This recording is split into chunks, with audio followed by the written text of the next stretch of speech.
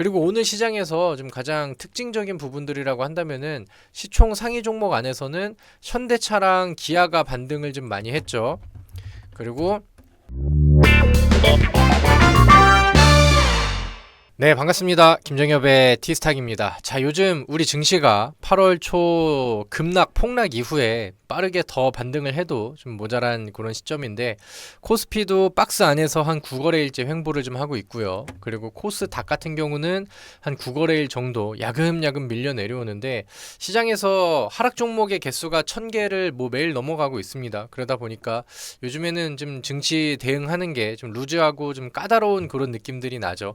시장에서 이제 테마성 종목들이 여러 개가 좀 부각이 되긴 하는데, 요즘에는 업종에서도 그렇고 테마에서도 그렇고 그 지속성들이 좀 떨어지다 보니까 뭔가 좀 시원하게 계속해서 뻗어갈 수 있을 만한 그런 종목들을 좀 찾아내는 게 아직까지는 좀 쉽지 않은 것 같습니다. 다만 뭐 우리 증시의 전망도 그렇고요. 뭐 9월 금리 인하의 시행 이후에 기대되는 글로벌 증시의 그런 유동성들, 이런 것들을 기대한다라고 하면은 코스닥 지수는 지금 뭐 상당히 저평가가 되어 있고, 우리가 이제 연말이 되기 전에는 뭐 충분히 중소형주들 안에서의 그런 이제 랠리 현상들이 기대가 된다. 이런 부분들을 좀 희망을 삼으면서 요즘 증시가 좀 어려운 부분들을 잘 다들 이겨내셨으면 좋겠습니다. 자, 오늘 시장의 좀 특징적인 내용들을 좀 보도록 할게요. 오늘 우리 증시에서는 반도체 종목들은 그래도 생각보다 좀 괜찮은 분위기가 만들어졌고요. 우리 주도 업종 자체에서는 반도체, 그다음에 2차전지 배터리, 그다음에 이제 제약 업종, 이렇게 이제 세 가지가 우리나라 증시의 3대 주요 업종이 되겠죠. 오늘 반도체는 하이닉스, 한미 반도체 이런 종목들이 반등을 했고, 어제 미증시에서는 엔비디아의 실적 기대감이 좀 반영이 돼가지고 전반적으로 분위기가 좋았거든요. 근데 오전장보다는 오후장에 이런 분위기들이 좀 반영이 되면서 반도체는 그냥 뭐 무난한 뭐 소폭의 강보합 정도 수준의 흐름을 좀 보여줬고, 2차 전지가 요즘에 뭐 기대감이 불기도 하지만 문제거리로 좀 야기가 많이 되고 있기도 합니다. 최근에 LG 에너지 솔루션은 뭐 반등을 잘해줬으나 코스닥의 시총 상위 랭커인 에코프로 BM, 에코프로 이런 종목들을 보면은 지금 뭐 다시 한번 52주 신저가를 쓰려고 하는 뭐 부담감을 좀 계속해서 좀 주고 있는 상황이죠. 그래서 오늘은 코스닥 지수를 이 2차 전지 종목들이 좀 더 끌고 내려왔다라고 이제 좀 해석이 되기도 하고요. 그 다음에 이제 반도체, 그 다음에 2차 전지, 그리고 이제 제약, 요렇게가 이제 주도 업종인데, 코스닥 시장에서는 알테오젠이 시총 1위로 이제 등극을 했어요. 그래서 제 생각에는 이 하반기가 진행이 되면 될수록 제약주들의 분위기들이 올라가고 제약주들의 강세장이 충분히 좀 들어올 수 있을 것 같다. 이런 부분들을 좀 중장기적으로 예측을 좀 해볼 수가 있을 것 같습니다. 그리고 오늘 시장에서 좀 가장 특징적인 부분들이라고 한다면은 시총 상위 종목 안에서는 현대차랑 기아가 반등을 좀 많이 했죠. 그리고 다시 한번 이제 그 위쪽으로 올리려는 추세 전환에 대한 기대감들을 현대차가 좀 만들어주고 있습니다. 오늘은 외국인이랑 기관 쪽에서도 매수를 좀 많이 했고, 특히나 이제 외국인들이 현대차를 좀 많이 샀어요. 그리고 현대차 관련된 뉴스들을 보면은 오늘 현대차가 일정이 있었죠. 행사가 있었습니다. 그래서 뉴스 기사들을 보고 여기서 우리가 좀 좋은 종목들을 좀 같이 찾아보도록 할게요. 속보, 현대차가 2033년도까지 120조를 투자를 하겠다. 그래서 하이브리드의 차종을 지금보다는 2배로 확대를 하겠다. 일단은 현대차가 오늘 올라간 이유에 대해서는 적극적인 투자를 진행을 하겠다라는 내용들이 현대차 자체한테는 부각이 된 것 같고, 그 안에 어떤 내용이 주도했을까, 주요적이었을까라고 본다라고 하면은 하이브리드 차종이 또 2배로 이제 확대가 된다, 이런 키워드가 있는 것 같아요.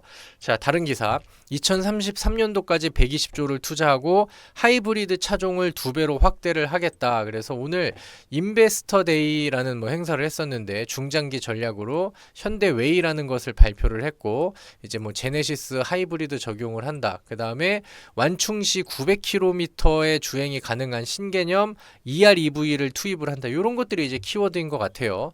자, 그리고 이제 첫 번째 뉴스 기사도 뭐 이런 거였죠. 현대차 조지아 공장 운영안을 밝혔다. 이제 내용들을 보시면은 현대차 그룹이 설계한 조지아 공장의 생산 능력은 약 30만 대 규모인데, 지금 전기차 시장 상황을 고려하면 전기차만으로는 충분한 충분한 가동률이 확보가 힘들다. 지금 전기차 시장 자체가 좀 많이 죽었죠. 그래서 하이브리드는 물론 내연기관 모델까지도 생산하는 방안 추진을 하고 있다. 제가 이 기사 오늘 현대차를 끌어올린 그 다음에 이 현대가 발표한 현대 더 웨이 앞으로 이제 미래 계획 이 120조 투자의 향방 여기에 대한 키워드들을 본다라고 하면은 오늘은 하이브리드 쪽에다가 우리가 좀 주목을 해보고 집중을 해볼 필요가 있을 것 같습니다. 자, 여러분들 요즘에 우리 증시 안에서 2차 전지 관련된 테마도 살짝 불었었죠.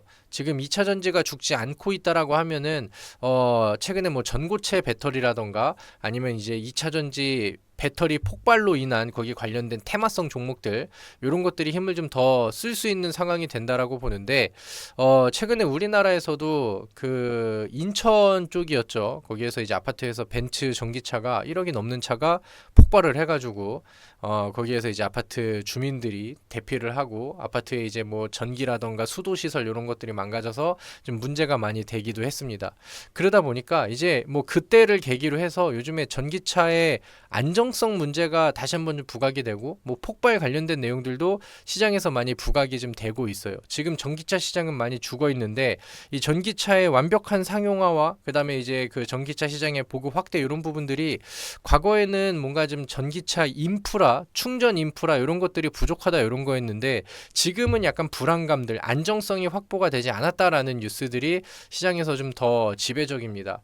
뭐 많은 소비자들 입장 안에서도 뭐 전기차 뭐 급발진 뉴스들도 많이 나오고 그다음에 배터리 폭발 뉴스들이 너무 많이 나오다 보니까 뭔가 이제 전기차로 이제 갈아타려고 하는 소비자들도 고민을 좀 많이 하게 되는 것 같아요. 그리고 이제 이런 상황들을 인지를 하고 현대차에서는 이제 계획을 이제 좀 이렇게 발표를 한 거죠. 지금은 전기차로 계속 직진을 하기에는 다소 이제 좀 부담감들이 있는 그런 상황이고 확보를 해야 될 내용들이 좀 많다 보니까 뭐 전고체 배터리가 내일 당장 뚝딱 나오는 게 아니잖아요. 그러다 보니까 이제 하이브리드 쪽에다가 일단은 지금 뭐 소비자들의 불안감과 심리들 이런 것들을 고려를 해서 하이브리드를 좀 더 찍어내겠다. 요런 것들의 이제 현대차의 투자 방향이 지금 바뀌고 있고 포인트가 바뀌고 있다라는 걸 우리가 좀 체크를 해보면 좋을 것 같습니다.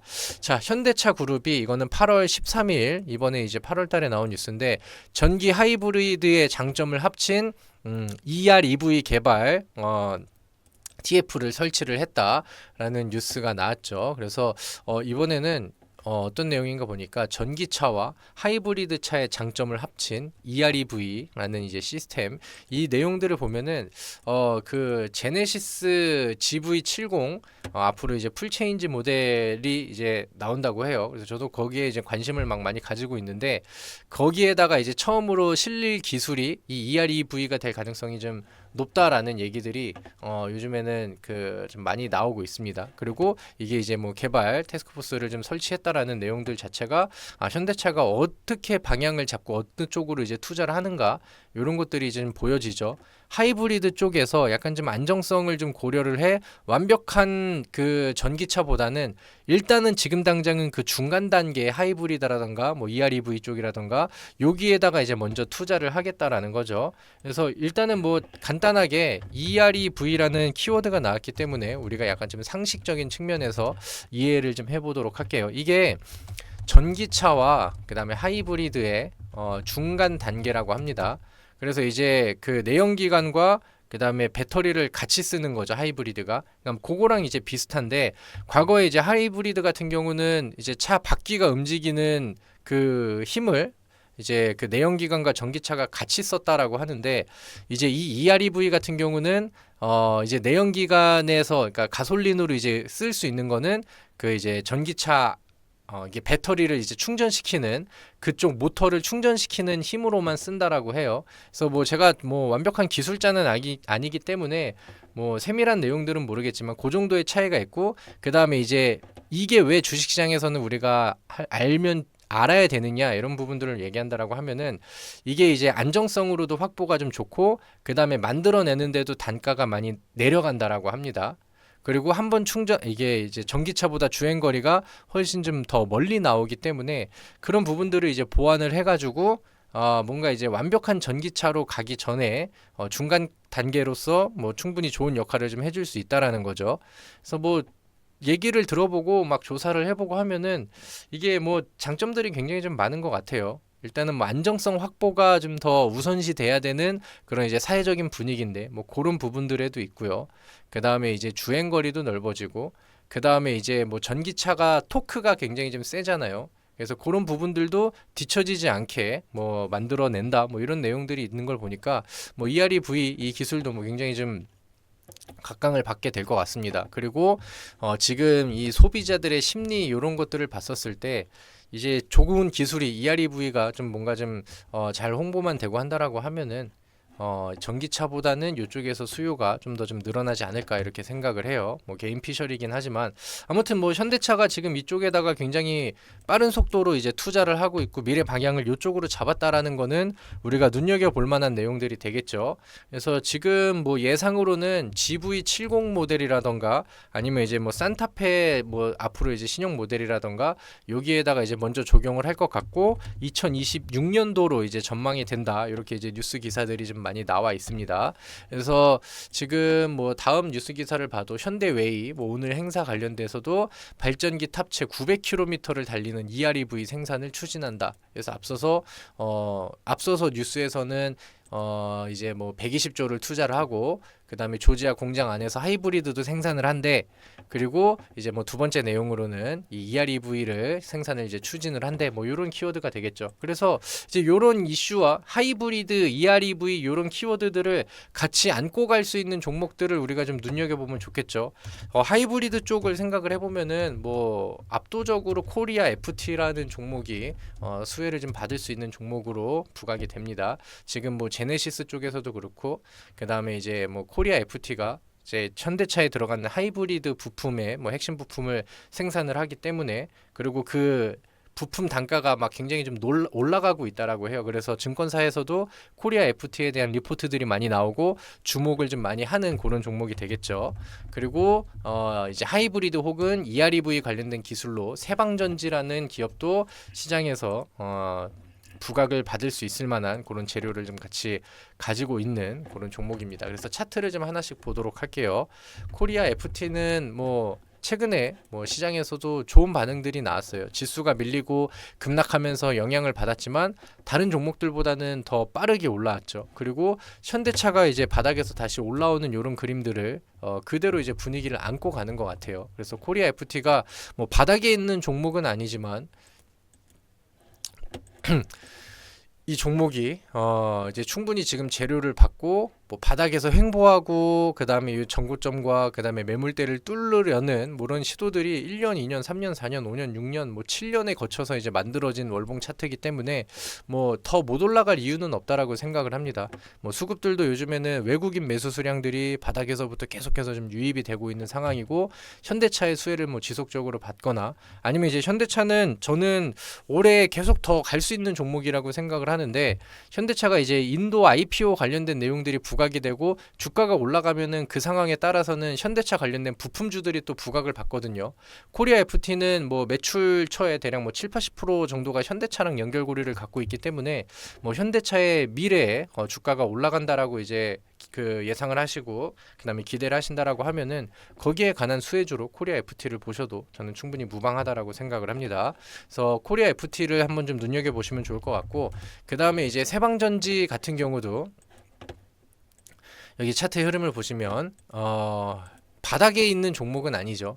그리고 지금은 추세가 좀 어느 정도 오름세에 있는 그런 종목인데 최근에는 바닥에서 올려놓고 또 횡보를 하고 있어요. 11만 원을 넘어서면은 이제 뭐 52주 신고가에 도전을 하는 그림들이 나올 것이고 마찬가지로 무난한 수급에 그다음에 오랜 기간 뭐 또 횡보 구간들을 좀 굳혔기 때문에 지금 뭐 시장의 분위기상 뭐 안 가는 놈들 바닥에서 기어다니는 놈들 뭐 계속해서 좀 끌고 가는 그런 느낌들보다는 가는 놈들한테 좀 한번 좀 관심을 가지면서 뭐 단기적인 시세와 그다음에 뭐 테마로 인한 뭐 급등 사례들 이런 것들을 한번 목표를 해봐도 좋겠죠. 그래서 오늘은 뭐 많은 재료주들 오늘 시장 안에서는 뭐 딥페이크라던가 뭐 저출산 관련된 종목들 이런 재료들도 있었는데 이 현대차 관련된 뉴스가 오늘 장 마감하면서 이제 시장에서 부각이 됐거든요.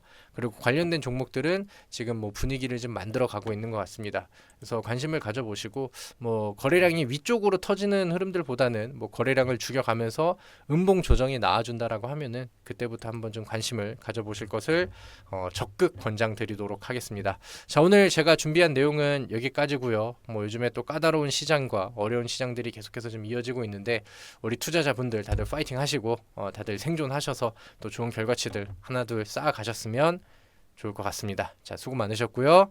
오늘 영상이 마음에 드셨다라면 구독과 좋아요, 그다음에 알람 설정도 많이 많이 부탁드리도록 하겠고요. 다음 영상에서 다시 뵙도록 하겠습니다. 수고하셨습니다.